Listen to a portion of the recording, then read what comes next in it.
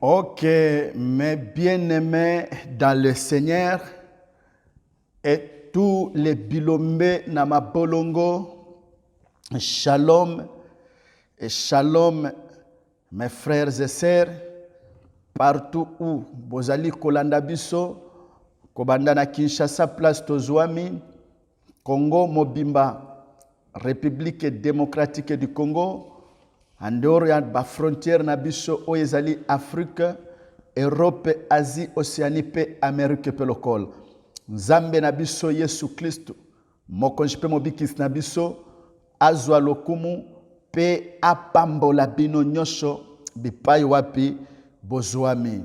Bien-aimé, tozali toujours ko évoluer na katikati ya mama na likambo na biso otozobenga grand thème wapi ezali koloba l'utilité de la foi dans la prière. Na kati ya utilité ya thème na biso l'utilité de la foi dans la prière, tozali kokutama na sous-thème mosusu ezali koloba ke les éléments à éviter dans ta prière ou dans nos prières pour ne pas échouer.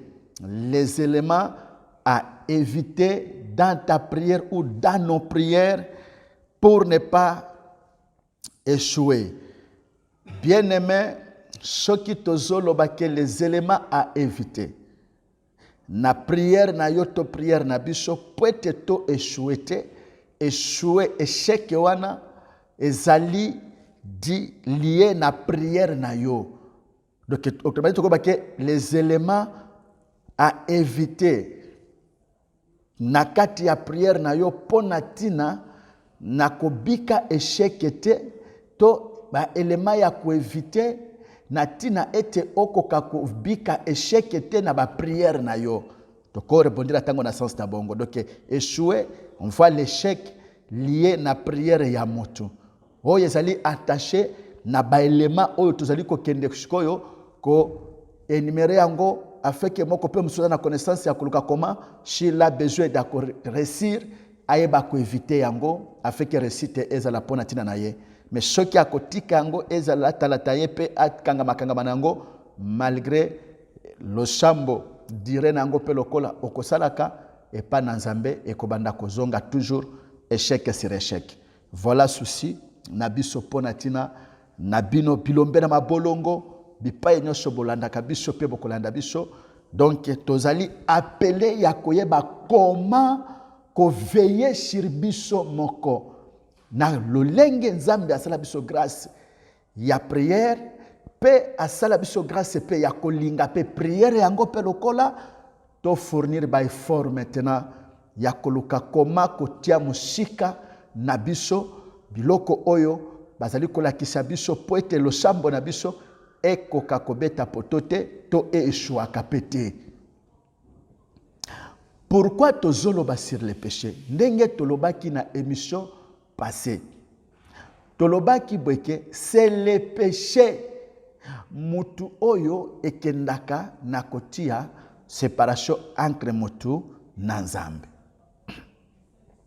Le péché c'est quoi? Nazo répéter yango na ba émission nyosho banda to bandaki mwa souteme oyo. C'est quoi le péché? Le péché ezali to elingi kolobake, c'est la transgression volontaire de la loi divine ou c'est la désobéissance volontaire de la loi divine. C'est ça la définition du péché. Quand tu transgresses, quand tu désobéis, tu as commis le péché. Et là où il y a le péché, l'Éternel se retire. Et au kotika la place wana kobunda pomita la soki ndenge nini nzambe a se retirer na ye. Oh, ce qui otanga ka Bible, okokaki kotanga mukanda ya 1 Samuel chapitre 13. Babetelo lisolo. Tango nini nzambe abwakisa kisa nani Samuel? Saulo, pardon. Balobiki na deuxième année na ya règne. Saulo avait régné pendant 40 ans sur Israël. Mais na deuxième année na ya règne. Akende kosala mbeba otobengele sumu. Na nzela ya mbeba wana nzambe abwakisaki ye. Oyebi koma Saulo akomaki mokonzi. Oyebi yango très bien. soki nano yebi yango te tanga Bible na yo. Banda na chapitre 8, chapitre 7, chapitre 8, tanga nyonso komona koma Saulo akomaki mokonzi. Ndenge zawa na bongo. Na kolinga na ye te kuto ayebaki te. Akendaki koluka bibwele ya papa na ebunga. Akayebaki te ke bisika azokende kuna akozonga na gratification ya roi pour Israël. Mais lokola atosaki nzambe te, a désobéissaki na ba principe na nzambe. Deuxième année na ya pouvoir nzambe abwakisaki ye. Pe ayebisheke na bwakishi yo na shina poni mutu mususu o babengi l'homme selon mon cœur. Ouvertement nzambe alobeli Saulo pardon. Et les 38 ans wana abande kosala ngo azotambola. Est-ce que esali nini? Ndenge tozalaka na habitude bato mususu bazalaka na habitude so na lobi tozalaka ndire comme singa pe nazana kati ya likambo na bongo ngate. Bato mususu soki asali nini lisumu auma azometa ebongo esali nini? Akosala kindumba pe akena hotel abimi pe lokola bongo esali nini? Ambo bongo esali nini? Mais un jour ekosala okotela misu. Ndenge moko pe Saulo. Parce na deuxième année na ye ya pouvoir 13e chapitre ya Samuel, je pense la première verset. Ce qui otangi na bongo deuxième verset, na bité so motangi aza à la page ya likambango pe lokola. Okomona likambo na bongo. Bongo esali nini? Esali nango eloko te. Siko continuité maintenant siko ya gérance maintenant siko ya royaume pe lokola te. Webi ndenge Saulo akendaki de faute en faute. De faute en faute. Jusqu'à ce que eza lokola mutuke si Dieu se retire de toi, ezalaka lokola mutuka oyo ezokita na descente. Mutu nyonso azali abike chauffeur kumba biso e. Chauffeur kumba biso e. Bongo tango descente ekosila. Na banzike na vitesse ezosala nini ezokende ko diminuer. Chauffeur boni boyko tia moto. Ozolo ba tia moto me mutuka esali nini etelemi. Esili aboni boyko obandiko kitana bongo mutuka pe evandi nango. C'est comme ça muto ya vivre kana kati ya péché. Okosala yango lelo okomona ba conséquences nango te. Bongo esali nini? Eloko moko pete naza na ngai. Nini esali na nzoto na ngai? Nini elongo na nzoto na ngai? Oui, mais un jour okoyeba nini esali na likambo sala ki wana bongo ti. Nde Saulo wana bongo. Deuxième année à régner na ye, il a désobéi devant l'Éternel. Il a commis un péché devant l'Éternel. Et à cause du péché wana nzambe alobike yo na bwakishi yo. Na shina mi poneli mutu mususu o na pona. Wapi akokamba libota na nga na boboto nyonso koleka yo. Esili Saulo atikalaki na bokonzi. Akendaki 38 ans lisusu ya likolo o arenyaki.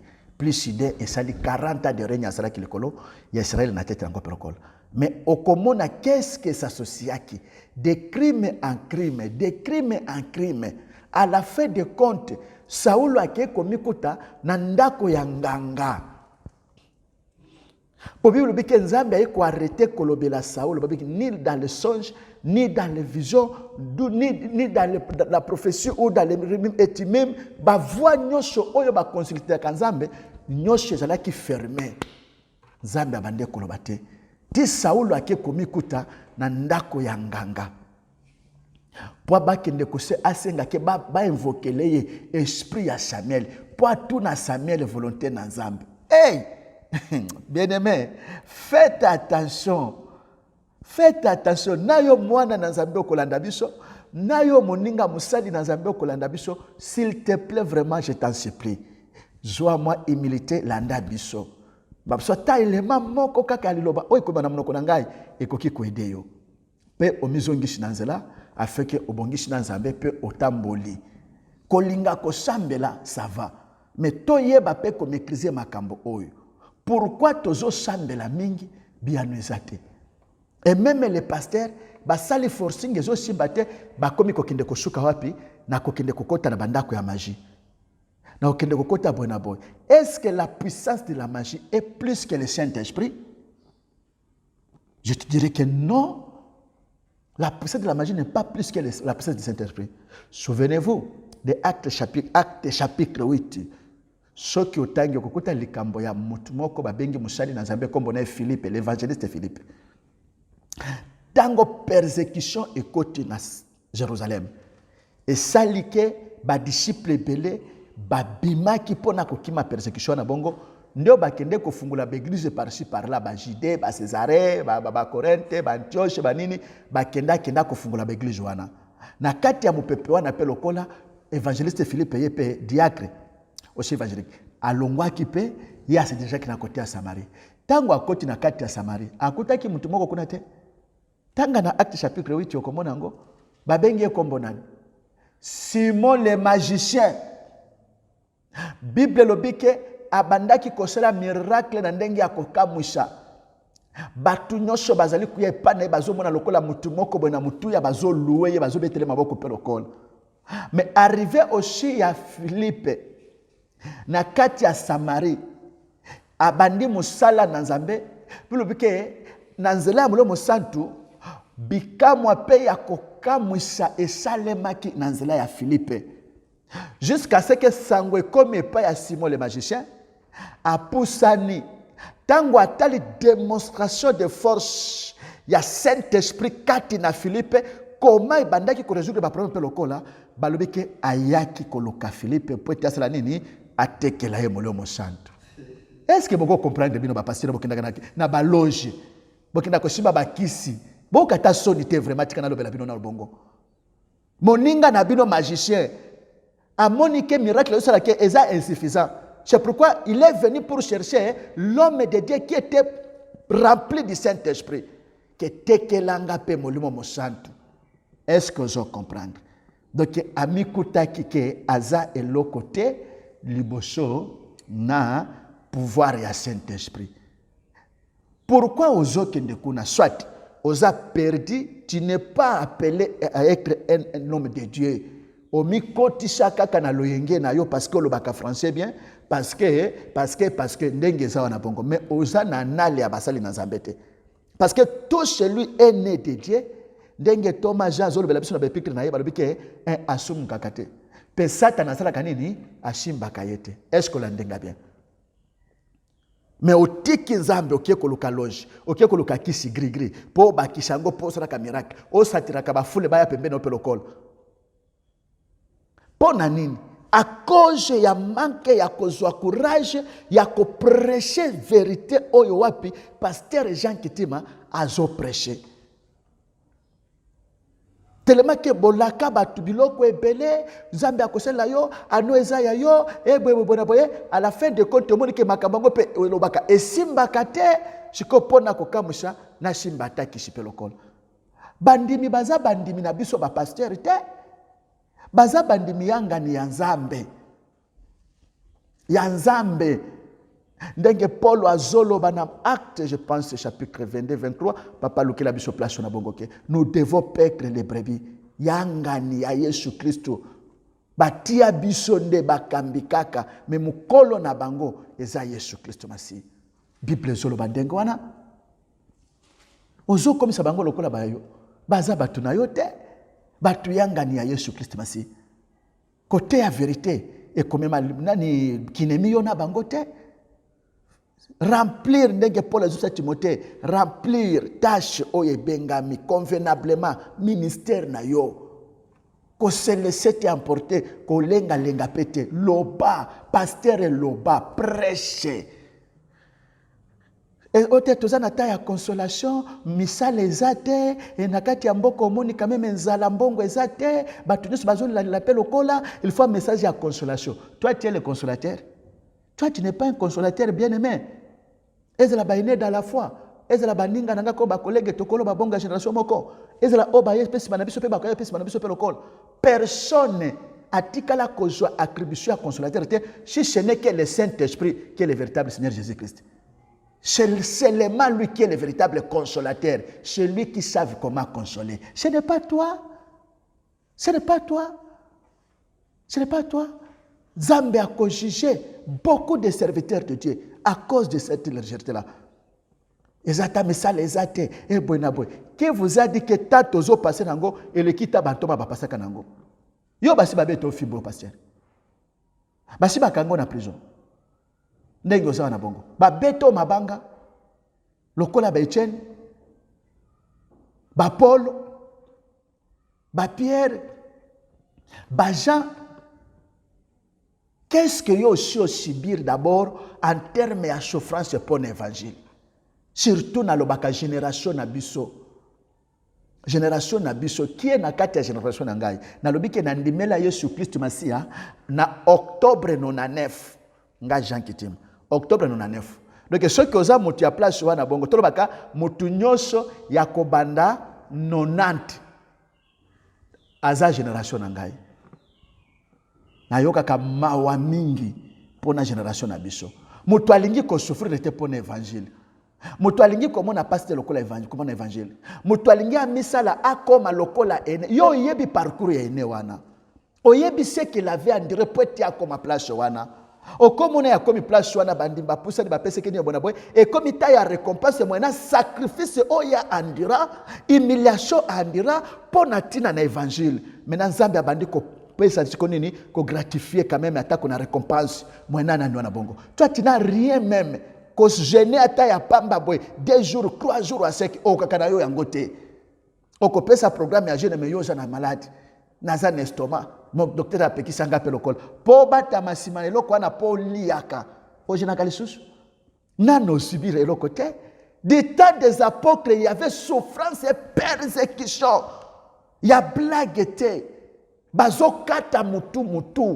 Jacques bakata ye mutu na miso ya bato sur ordre Hérode. Accomplissé na ba pharisien na ba yuda mususu incrédule. Etienne ba beta ye mabanga. Yo ba beto mabanga.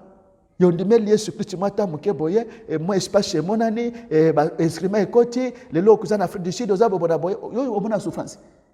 C'est pourquoi notre génération sera c'est vraiment pardon jugé et pas dans Nzambe. Te évangile olingite tozana te ya consolation. Tokolo makambo ya prière na masumu wana te ceux qui te lobi yango eza lokola tozo culpabiliser bana na Nzambe. Oko culpabiliser d'abord mutona no te ya ta repentance te.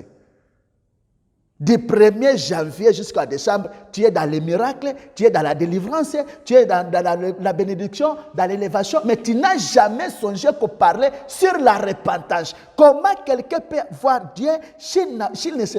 Ce qui a se repentir. Et quand on peut parler sur le message du temps de la fin, est-ce que c'est des révélations de cette sorte? C'est des révélations de connaître qui est qui? Le message du temps de la fin, c'est la repentance. C'est la repentance. Consultez 4 évangiles. Évangile selon Matthieu, évangile selon Marc, évangile selon Luc et aussi selon Jean. Quand tu as maintenant ce qu'on a prédication, il y a Bantom appel au col. Est-ce qu'il n'y avait pas de miracle? Il y en avait, pardon, des miracles. Jusqu'à ce que Bible nous dit, Paul, Pierre, pardon, et Lilingi na yeso ke shimbi mutu akangolami. Mino mabe longwe. Malade abikisa mi pelokol. C'est ça des miracles.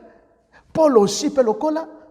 Je passe dans le chapitre 14 janine Actes des Apôtres que les gens bazozo amishwara batie na nzoto bakie kotila mutu malade abiki. Ce n'est pas ça des miracles.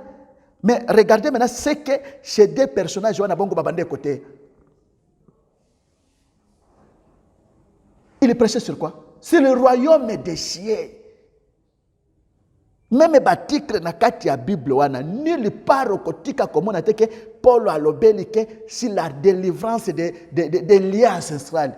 Omoni yango, prouve-moi, tu es devant ta Bible aussi, moi je suis devant ma Bible aussi. Place nini. Il prêchait la repentance, condamnait le péché, cherchait à maintenir bana na Nzambe na aspect digne pour être Nzambe amona bango, admirer bango, pour être la kabango pelokol. Avec grâce aussi, depuis que je vous ai donné le pouvoir de chasser les démons, de guérir les malades. Pour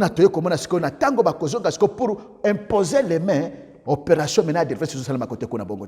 Mais ebanda qui prescrit te battre à repentance c'était ba condamner péché tu es qui? Toi qui dis que l'état de la consolation, toza na maladie, mboke zotambo la malamu te, misale ezate, batu bazo kele la bazo nyokwama, il faut message ya consolation. Oh, église, tokomi wapi, yango Paulo akende ko regretter que batu ya Galate, nani akoshibino? Nani akoshibino? Bobandaki na mulimo, lelo bokomi kosuka na mosoni. biso pe toko regretter bongo. Un homme de Dieu, bato basala bareno bonabo qui dit que nous sommes dans les souffrances, bisa les athées, il faut mater consolation. Et nzambe nangai. Bien-aimé, bien-aimé dans le Seigneur, comprenez une chose. Quand il y a Jean qui t'aime, mais si tu as le Saint-Esprit, il y a Jean qui t'aime. C'est ça la voie de l'Église. C'est ça la voie de l'Église.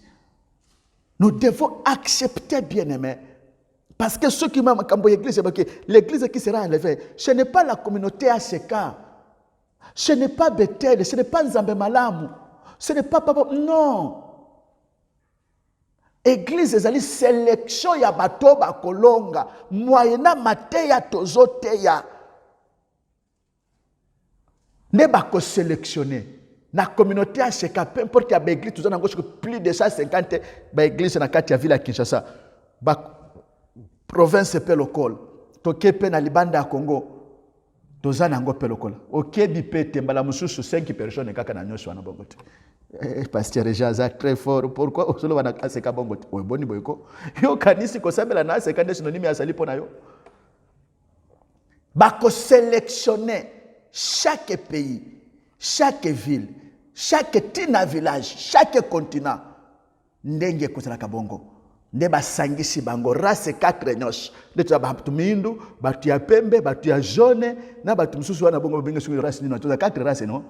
Nde ba sélectionner, nde ba kosangana, o ba kolonga, nde ba komata pona kolata siko kombo ya église glorieuse. Oye kobenga ma épouse de l'époux. Ce n'est pas communauté à Seka. Donc, pasteur, mon côté, a une attribution à consolateur. Consolateur, c'est le Saint-Esprit. Yo te yande li lobananzambe. Na ta ya bato, mais c'est ta difficile. Ce qui ba zuita wana ba mimi yango kati na biso. Na ibite combien ba kotika la kati ko sela nzambe? Combien? Pourquoi ba tebele ba changer l'évangile? Abandi mosala na nzambe Yesu azaliawa ta mukeba moni makambo esimba pete asundo l'église nzambe abenganga na temple te. Nzambe abenganga lokola missionnaire. Okiminde. So ki mutu mususu aye place wana abandi lisusu a continuer batu bakobe na zongi na eko zo église tanga mutu na bandaka ngo pe lokola tala. Sikota ya bantoma wana tala batu bazo bobike après koboma Jacques bakangi te Pierre, Acte chapitre 12. Batu bazoko kokosangana pete. Bazoke de kokuta na nzambe ya servante moko na ndako pardon, ya servante moko babengi Jeanne. Bazoke de kokuta na ndenge ya kobatama, bazo sambela parce que Hérode azo ganga. Bazo prêcher sango malamu. Est-ce que vous comprenez? Donc ce qui olingi pasteur oyo alati chako avant de pona ba prophétie. Biso tolinga prophétie makasi na kati ya communauté ya Seka. Eza moko na particularité toko benga ngo bongo. Mais toyebaka koma ko gérer yango pelokolo. Koyoka prophétie yango te mte pesa ka solution. Kolinga pe prophétie yango te mte ko bendela pe solution. Koyoka prophétie ça va, mais pona ko accéder la solution c'est comme qui ça qu'on a ko sambela. C'est comme ça ndenge zala kana bongo. On peut révéler des choses, mais ceux qui ont sambelité au kotika la komona changement pété. Ndenge za bongo. Pasteur okomi wapi nazana kati ya koluka ko faire comprendre que c'est le péché à qui wapi etiaka obstacle entre mutu na nzambe. Surtout c'est laisser na folie de grandeur. Laisse-moi te prêcher. Laisse-moi te dire la vérité. Tu dois t'éloigner loin du péché. Bongisa conduite na yo peut te prière na yo ezala kana makoki ya kokoma epa na nzambe pe koyokama. Eza bongo. Kokota na folie te ya batu beshwa, oh nous sommes sous la grâce. Non, la grâce n'inscrit pas le péché, il y a condamnation à péché, on ne donne pas l'accès à mutuasa la péché. Lukuta. Bible est claire. Donc bien aimé, na point na biso na tozanango, wapi tozolo bela sur le péché. Na banzi vendredi so kinzambe asungi biso, tozalaka na 3 séances par semaine, lundi, mercredi et vendredi. Les lots tozo passé en direct mercredi. Vendredi pe lokol tokozala. Toko répondre les choses pour total d'abord que Adam vivra sous la loi ou sous la grâce. Je vais te prouver par rapport aux Écritures. Et quand il a péché, pourquoi pas Dieu n'a pas pardonné Adam parce qu'il vit sous la grâce. Mais après, à jouer les décisions, il y a ko bengana, il y a ko kangela même yatanzela pour ne pas que azonga sur le bosso na petit. C'est dans la Bible, bien aimé. Genèse chapitre 2. Genèse chapitre 2, verset 16 à 17. Donc, il a prouvé que Adam, il vivra qu'il n'a pas espace et grâce. Il a trouvé grâce et pas dans Zambe. Dans la Bible. Nous lisons le livre de Genèse, chapitre 2, versets 16 à 17. Merci beaucoup. Nous le lisons au nom de Jésus. Amen. L'Éternel Dieu donna cet ordre à l'homme. Yahweh Nzambe apesaki ningisa oyo epa na motu. Tu pourras manger de tous les arbres du jardin. Okoki kolia banzete nyos ya elanga. Mais tu ne mangeras pas de l'arbre de la connaissance du bien et du mal. Okotikala te kolia nzete oyo ya boyebi ya malamu na mabe. Car le jour où tu en mangeras, poete mukolo oyo komeka kolia yango, tu mourras certainement, parole de l'Éternel. Okokufa. C'est Dieu qui parle avec Adam. Donc directement on comprend qu'il y avait une loi à qui Adam, il fallait qu'il se soumettre na yango. Au contraire, il y a contraire na likambo na bongo. Donc ce qui viendra pour Natina na Adam, c'est la mort. Est-ce que vous comprenez? To ce que les places soit na pona lelo. Na pesio rendez-vous vendredi.